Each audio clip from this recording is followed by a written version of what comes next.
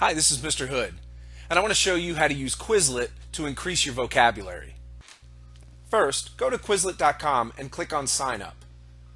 But if you already have an account, log in. Then, if you know the Quizlet you want to practice, click on that link. Or you can search for a Quizlet yourself. Now, click on that little picture frame. Click Options. And if you're seeing these words for the first time, click both and flip through the first 10. But when you're practicing for the second time, click Term. Now, click on the white space to flip the card and see the definition. If you didn't know the definition, click the star. If you did know the definition, click that right arrow. After about 10 cards, click Options again.